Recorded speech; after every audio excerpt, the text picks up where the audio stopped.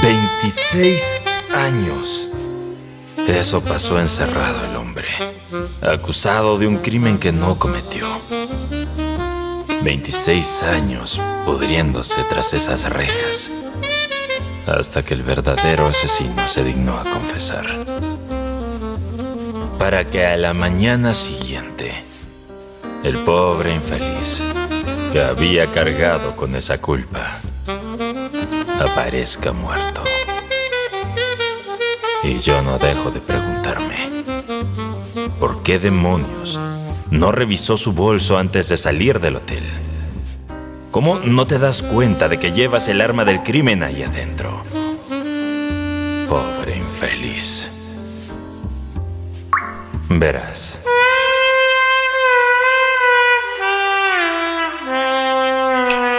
Había algo que no encajaba desde el principio.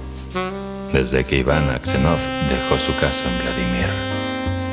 Tal vez era solo el presentimiento de su esposa o esa risa nerviosa que emitió cuando ella le habló del sueño que había tenido. ¿Un sueño? Sí. Esas cosas raras que parecen no tener importancia, pero que a veces, como en este caso, llevan consigo un peso que no podemos ignorar. Aksenov rió cuando su mujer mencionó que había soñado con él, con su cabello blanco. Es señal de abundancia, le dijo, pero ¿era realmente eso? ¿O el destino ya había comenzado a tejer su red alrededor de él? El caso parecía claro cuando me enteré de los detalles por primera vez. Un comerciante, honrado y respetado en su ciudad, emprende un viaje hacia la feria de Ningí. En el camino se encuentra con otro comerciante, uno que conocía, y deciden hospedarse en la misma posada. Hasta ahí, todo normal. Nada que despertara sospechas. Después se despidieron tras compartir un té. Y como Aksenov tenía la costumbre de madrugar, partió temprano. Pero no sería una simple salida de la posada lo que definiría el resto de su vida. A unos kilómetros de distancia, un oficial lo detuvo. ¿Un trineo con campanillas? Vaya manera de entrar en escena. Casi poético, diría. Pero lo que vino después no tuvo nada de poesía. Era el jefe de policía del distrito y al parecer traía consigo malas noticias. Le preguntó a Iván dónde había estado, con quién había dormido, a qué hora había salido. Preguntas de rutina, claro. Sin embargo, lo que Aksenov no esperaba, lo que ni siquiera yo hubiera anticipado en ese momento, era la acusación que seguía. El comerciante con quien compartió el té la noche anterior había sido asesinado. No lo vi venir. Y por lo que sea, Aksenov tampoco. Lo registraron. Y entre sus pertenencias encontraron el arma del crimen. Un cuchillo ensangrentado. Y aquí fue donde las cosas comenzaron a torcerse para él.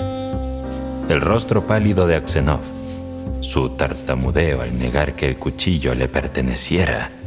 Esos son los detalles que uno observa en una investigación y que en los tribunales pueden significar la diferencia entre la verdad y la mentira.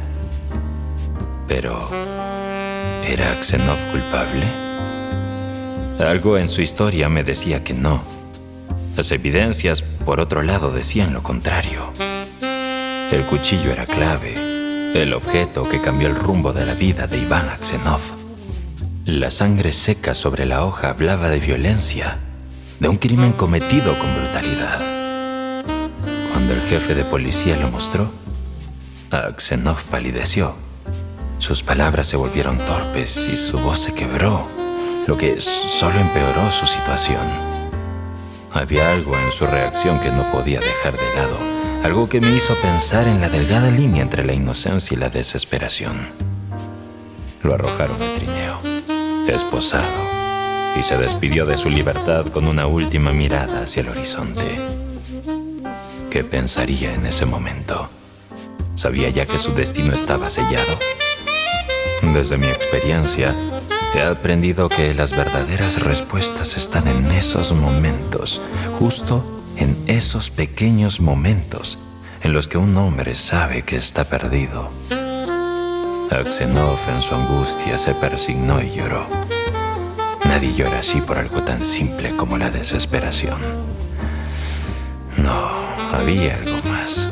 Un secreto enterrado en su alma, algo que debía desentrañar. En la ciudad más cercana, lo encerraron mientras investigaban su pasado.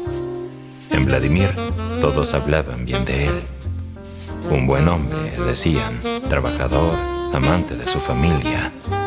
Sí, tuvo sus días oscuros cuando la botella dominaba su vida, pero había cambiado, o por lo menos eso se suponía. ¿Era suficiente para limpiar sus manos de la acusación? No lo parecía. Los tribunales tenían la última palabra, y a pesar de la falta de pruebas sólidas, más allá del cuchillo, lo condenaron. Aksenov se hundió en el abismo de Siberia, arrastrado por la injusticia y la desconfianza. Y yo no pude dejar de pensar en él. Pasaron años, 26 años para ser exactos. Durante ese tiempo, Aksenov no recibió noticias de su familia, y su aspecto cambió al ritmo del clima implacable de Siberia. Su cabello, antaño rubio y rizado, se volvió blanco y su barba creció desordenada. Su vida se convirtió en una rutina silenciosa de oraciones y resignaciones. Había dejado de pedir clemencia al zar. Había dejado de creer en la justicia de los hombres. Solo se aferraba a Dios, el único que, según él, sabía la verdad. Fue entonces cuando apareció un nuevo prisionero en la cárcel, Makar Semyonovich. Un hombre alto, robusto, de esos que se hacen notar en cualquier lugar. Decía ser inocente, pero en sus ojos había una sombra, un brillo extraño que me recordaba a otros hombres que he conocido. Hombres que llevan la culpa como una segunda piel. Algo en su historia me llamó la atención. Dijo que venía de Vladimir, y cuando mencionó el nombre de Aksenov, algo en mi interior se removió. No podía ser casualidad. Había demasiadas piezas que coincidían, y el destino una vez más jugaba su mano en el tablero de ajedrez que es la vida. Lo observé durante semanas, esperando, buscando la grieta en su fachada. Y, claro, la encontré. Una noche escuché la conversación. Makar se jactaba de un crimen que había cometido en el pasado, uno que nunca fue descubierto. Al mirarlo a los ojos, supe que estaba hablando del comerciante asesinado hace 26 años. Aksenov también lo supo. En ese momento, sus miradas se cruzaron y todo quedó claro para él. Era Makar el verdadero culpable. Pero, ¿qué hacer con esa verdad? ¿Delatarlo y buscar justicia después de tanto tiempo? ¿O quedarse en silencio, mantener la paz que tanto le había costado encontrar en su interior? Los días siguientes fueron un tormento para Aksenov. Lo vi cambiar, consumido por una nueva ola de desesperación. La ira y la tristeza lo devoraban. Pero no dijo nada. No confrontó a Makar. Rezaba todas las noches buscando la paz que solo encontraba en sus plegarias, hasta que una noche sorprendió a Makar cavando un túnel. Makar quería escapar y había hecho un agujero en la pared de su celda. Le rogó a Aksenov que guardara el secreto, que lo ayudara. Pero Aksenov, con una mirada que no había visto en años, lo rechazó. Le dijo que no quería escapar, que no necesitaba la libertad, porque su vida ya había sido destruida hace mucho. Llegó el día en que los soldados descubrieron la tierra esparcida por el camino, y el director de la prisión comenzó la investigación.